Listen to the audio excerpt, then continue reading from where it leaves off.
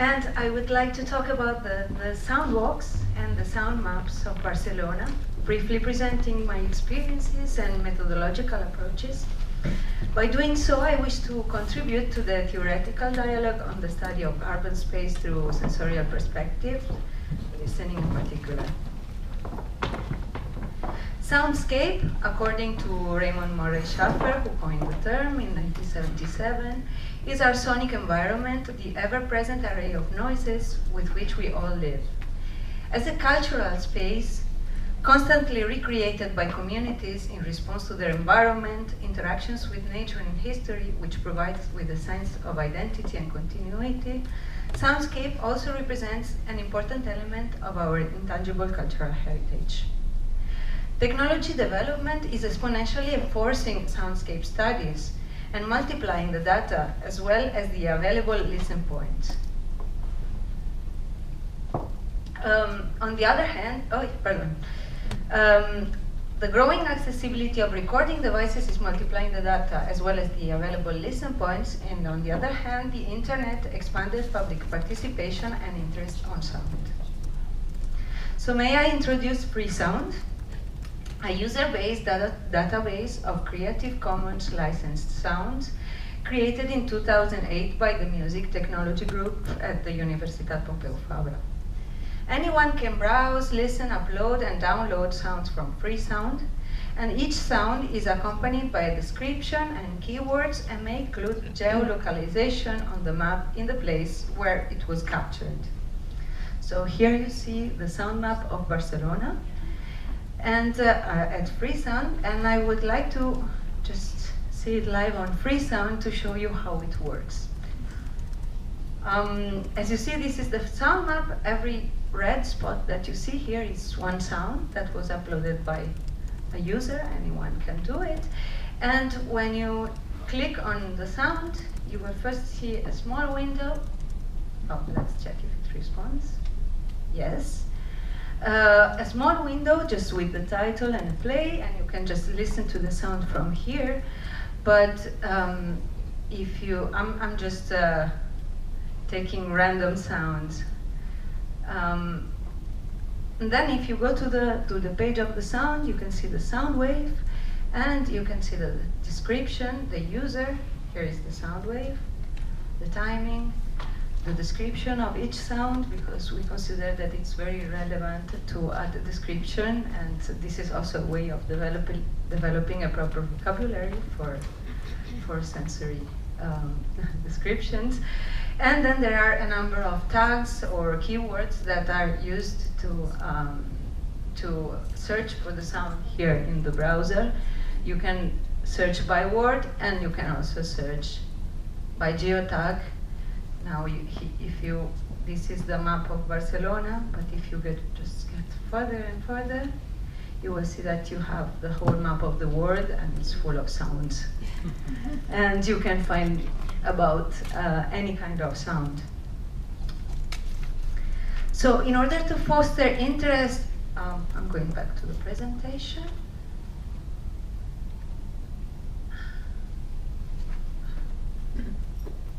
Oh, I don't know what happened. It became small. Okay.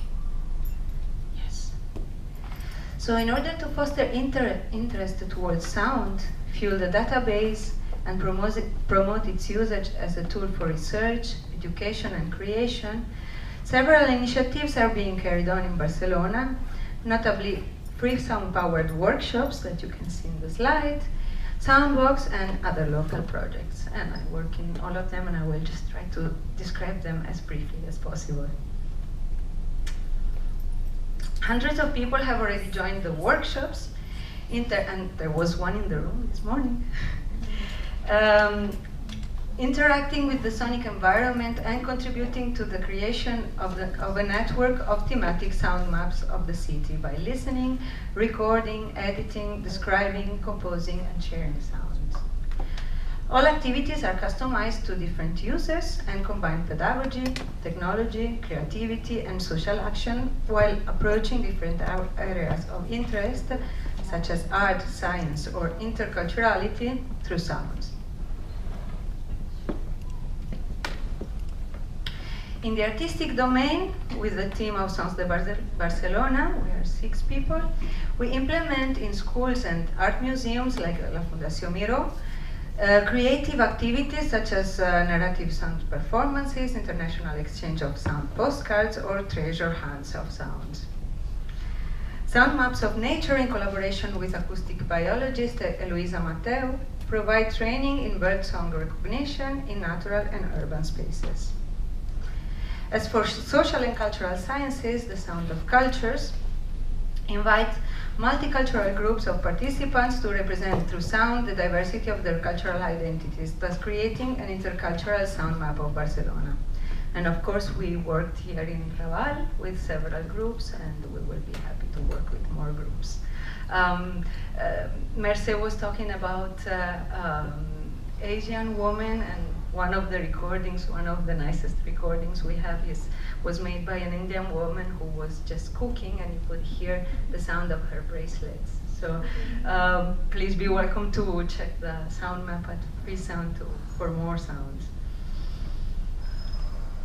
As for the workshop format, I'm going to show the 2 main methodologies in use, although they are each time customized to the profile of the participants and the goals of each workshop. The first, the one you are seeing now, is the one which is mainly used in science and interculturality workshops. And the second you see is the one we use more in the artistic domain. Basically, besides an introduction and some listening and recording exercises, and we may try some today or tomorrow, we invite the group, we provide portable recorders and headphones to participants and invite them to record.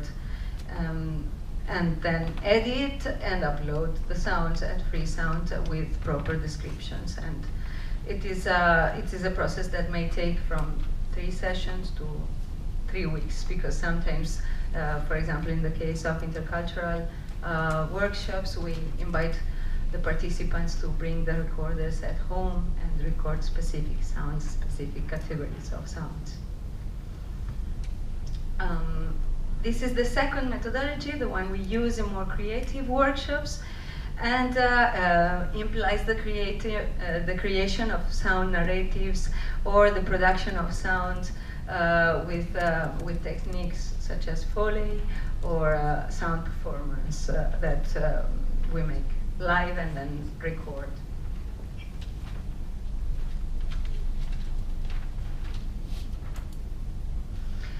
Barcelona also hosts a localized sound map, Barcelona Sonora. It is a participative project that I personally direct, which aims to research and reflect the intangible heritage of Barceloneta, the maritime neighborhood where we will have dinner tonight, which is presently undergoing dramatic changes in the social culture of fabric, something similar to what we have been talking about in Raval. But the Barceloneta neighborhood was more connected to fishermen and maritime kind of activities, and is now dramatically changing.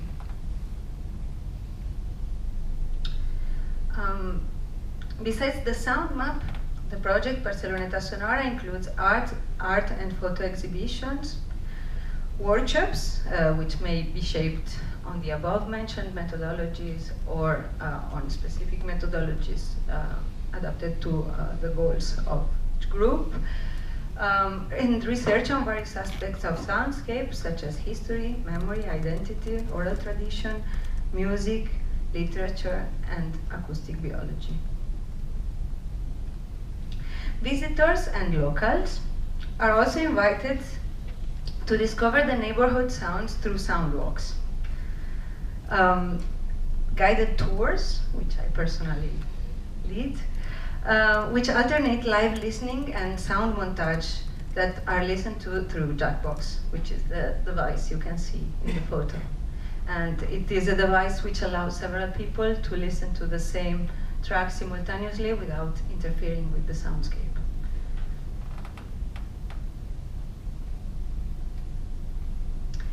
The montage, called Minute Soundscapes, because of their short duration, concentrate a maximum amount of information in a minimum time in order to comply with the average capacity of maintaining conscious listening.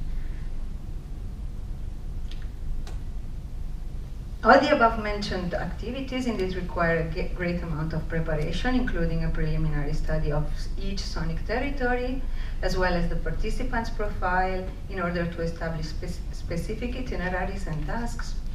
The elaboration of forms and maps to be handed out to users in order to facilitate tasks such as selection, localization, and description of sounds. We were talking about this sensory vocabulary.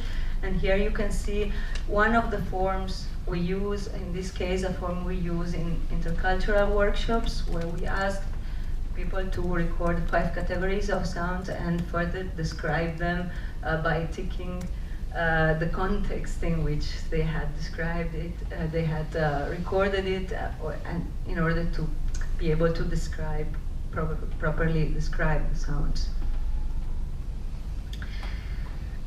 It also involves the preparation of portable recorders, headphones, jackbox, computers, memory cards, cables, and all the necessary technological devices, and the choice and montage of sound files that may be used for the activity.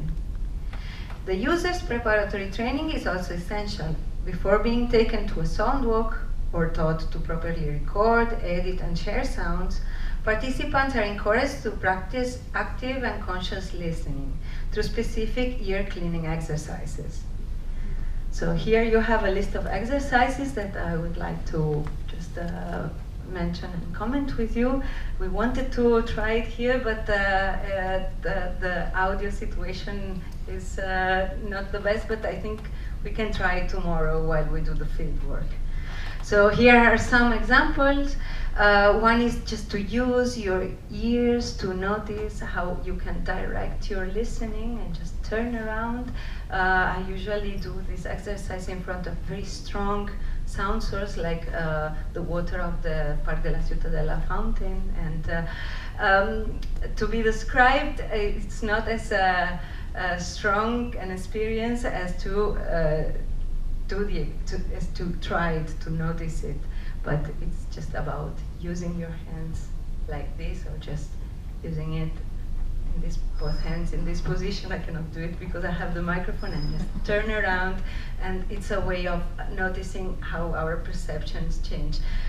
If we try it outside, this is a very silent environment, so it might not work as strongly as it does in a more noisy environment. But if you do it in a noisy environment, you will see how just by turning 360 degrees, different sounds will come to you, and just have you just may have a very different experience of sound just by turning around. 2 minutes, okay. So another one is just to close your eyes and list the sounds by opposite categories. Sound that is close or far, loud or soft, high pitch, low pitch, natural, mechanical. You can even use subjective categories, like a sound that I like and I don't like, for example. Experience the difference between static and dynamic listening. Listen like a cat, for example, just turn towards the sound that you suddenly hear.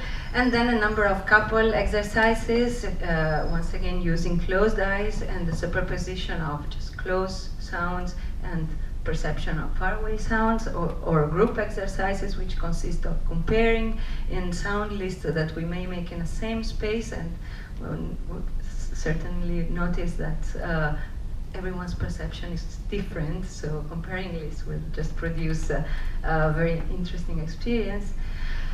Or just study the acoustic of spaces according to materials and experience it and notice it once again. So may I just conclude? I want to just share a few considerations generated by these sound mapping experiences. The first, perhaps very obvious, soundscape is an extremely important source of and vector of information, emotions, identity, and cultural heritage, and an indicator of a place's health. Therefore, it deserves deep study and care. Secondly, the study of soundscape finds great benefits in interdisciplinary and adaptive approaches. where context specificities, subjective perceptiveness, and multiple and diverse listen points are crucial. Thirdly, the role of technology is equally crucial, not only in shaping listening, recording, and sharing habits, but also in determining methodology and implementing theory. Finally, soundscape is created, perceived, and elaborated by communities and occupies public space. So public participation is an important key to understand and positively interact with and within soundscape. Thank you very much.